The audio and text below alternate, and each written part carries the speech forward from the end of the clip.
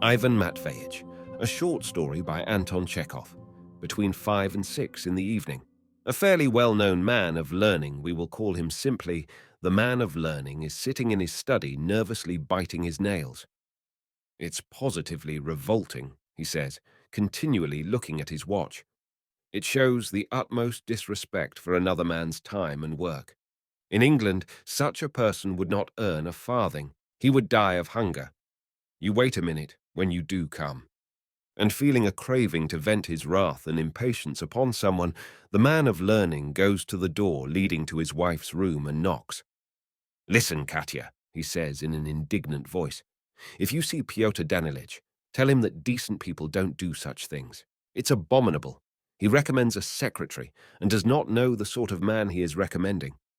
The wretched boy is 2 or 3 hours late with unfailing regularity every day. Do you call that a secretary? Those 2 or 3 hours are more precious to me than 2 or 3 years to other people. When he does come, I will swear at him like a dog, and won't pay him, and will kick him out. It's no use standing on ceremony with people like that." You say that every day, and yet he goes on coming and coming. "But today I have made up my mind. I have lost enough through him. You must excuse me, but I shall swear at him like a cabman." At last a ring is heard. The man of learning makes a grave face. Drawing himself up and throwing back his head, he goes into the entry. There his amanuensis Ivan Matveyitch, a young man of 18, with a face oval as an egg and no moustache, wearing a shabby, mangy overcoat and no galoshes, is already standing by the hat-stand. He is in breathless haste, and scrupulously wipes his huge, clumsy boots on the doormat, trying as he does so to conceal from the maidservant a hole in his boot through which a white sock is peeping. Seeing the man of learning, he smiles with that broad, prolonged, somewhat foolish smile which is seen only on the faces of children or very good-natured people. "Ah, good evening," he says, holding out a big, wet hand. "Has your sore throat gone?" "Ivan Matveyitch," says the man of learning in a shaking voice, stepping back and clasping his hands together. "Ivan Matveyitch." Then he dashes up to the amanuensis, clutches him by the shoulders, and begins feebly shaking him. "What a way to treat me," he says with despair in his voice. "You dreadful, horrid fellow, what a way to treat me! Are you laughing at me? Are you jeering at me? Eh?"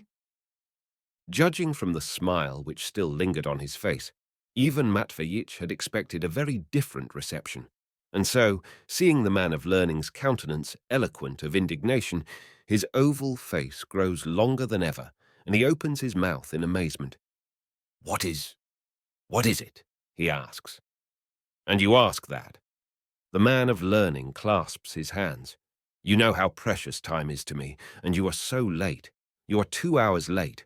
Have you no fear of God?" "I haven't come straight from home," mutters Ivan Matveyitch, untying his scarf irresolutely. "I have been at my aunt's name-day party, and my aunt lives 5 miles away. If I had come straight from home, then it would have been a different thing." "Come, reflect, Ivan Matveyitch. Is there any logic in your conduct? Here you have work to do, work at a fixed time, and you go flying off after name-day parties and aunts. But do make haste and undo your wretched scarf. It's beyond endurance, really." The man of learning dashes up to the amanuensis again and helps him to disentangle his scarf. "You are done up like a peasant woman. Come along. Please make haste." Blowing his nose in a dirty, crumpled-up handkerchief and pulling down his grey reefer jacket, Ivan Matveyitch goes through the hall and the drawing-room to the study. There a place and paper and even cigarettes had been put ready for him long ago. Sit down, the man of learning urges him on, rubbing his hands impatiently. "You are an unsufferable person. You know the work has to be finished by a certain time, and then you are so late. One is forced to scold you. Come, write. Where did we stop?" Ivan Matveyitch smooths his bristling cropped hair and takes up his pen. The man of learning walks up and down the room, concentrates himself, and begins to dictate. The fact is, comma, that so to speak fundamental forms, have you written it? Forms are conditioned entirely by the essential nature of those principles, comma, which find in them their expression and can only be embodied in them. New line. There's a stop there, of course. More independence is found by the forms which have not so much a political, comma, as a social character. The high school boys have a different uniform now, a grey one, said Ivan Matveyitch. When I was at school, it was better. They used to wear regular uniforms. Oh dear, right, please, says the man of learning wrathfully. Character. Have you written it? Speaking of the forms relating to the organization of administrative functions, and not to the regulation of the life of the people, comma. It cannot be said that they are marked by the nationalism of their forms. The last three words in inverted commas. Aye, aye, toot, toot. So what did you want to say about the high school? That they used to wear a different uniform in my time.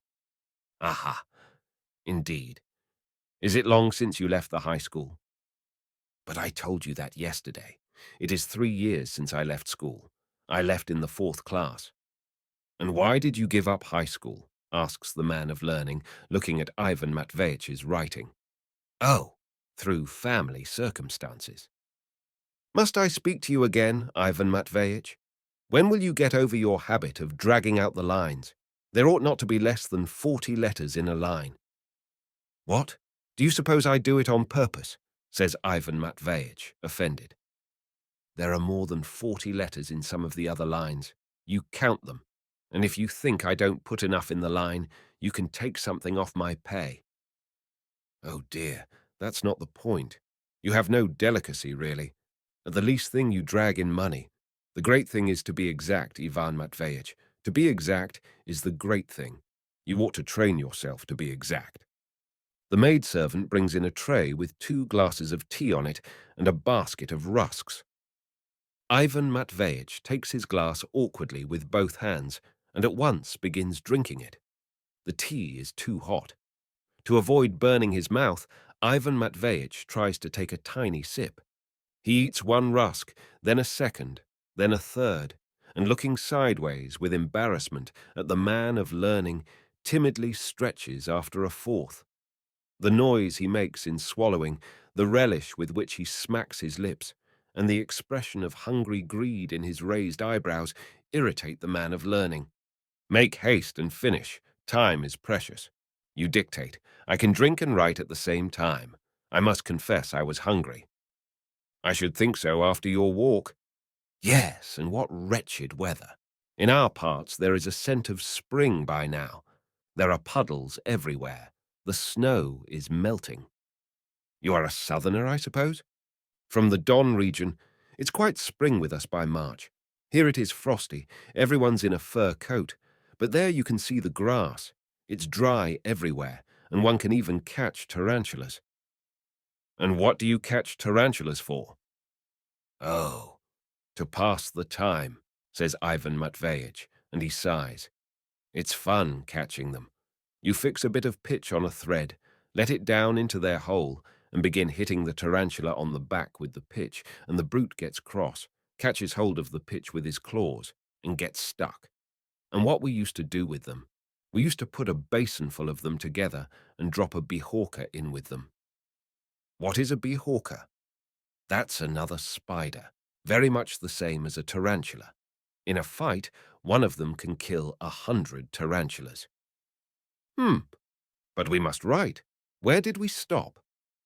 The man of learning dictates another 20 lines, then sits plunged in meditation. Ivan Matveyitch, waiting while the other cogitates, sits and, craning his neck, puts the collar of his shirt to rights. His tie will not set properly, the stud has come out, and the collar keeps coming apart. Says the man of learning. Well, haven't you found a job yet, Ivan Matveyitch? No. And how is one to find one? I am thinking, you know, of volunteering for the army. But my father advises my going into a chemist's. But it would be better for you to go into the university. The examination is difficult, but with patience and hard work you could get through. Study. Read more. Do you read much? Not much, I must own, says Ivan Matveyitch, lighting a cigarette. Have you read Turgenev?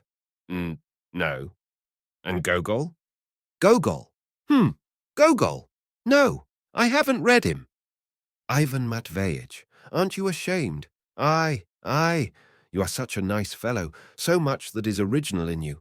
You haven't even read Gogol. You must read him. I will give you his works. It's essential to read him. We shall quarrel if you don't. Again, a silence follows. The man of learning meditates, half reclining on a soft lounge, and Ivan Matveyitch, leaving his collar in peace, concentrates his whole attention on his boots. He has not, till then, noticed that two big puddles have been made by the snow melting off his boots on the floor. He is ashamed. I can't get on today, mutters the man of learning. I suppose you are fond of catching birds too, Ivan Matveyitch. That's in autumn. I don't catch them here, but there at home I always did. To be sure. Very good. But we must write, though. The man of learning gets up resolutely and begins dictating, but after 10 lines sits down on the lounge again. No. Perhaps we had better put it off till tomorrow morning, he says. Come tomorrow morning, only come early, at 9 o'clock. God preserve you from being late. Ivan Matveyitch lays down his pen, gets up from the table, and sits in another chair. 5 minutes pass in silence, and he begins to feel it is time for him to go, that he is in the way. But in the man of learning study, it is so snug and light and warm, and the impression of the nice rusks and sweet tea is still so fresh that there is a pang at his heart at the mere thought of home. At home there is poverty, hunger, cold, his grumbling father, scoldings, and here it is so quiet and unruffled, and interest even is taken in his tarantulas and birds. The man of learning looks at his watch and takes up a book. So, you will give me Gogol, says Ivan Matveyitch, getting up. Yes, but why are you in such a hurry, my dear boy? Sit down and tell me something. Ivan Matveyitch sits down and smiles broadly. Almost every evening he sits in this study and always feels something extraordinarily soft, attracting him, as it were akin, in the voice and the glance of the man of learning. There are moments when he even fancies that the man of learning is becoming attached to him, used to him, and that if he scolds him for being late, it's simply because he misses his chatter about tarantulas and how they catch goldfinches on the Don.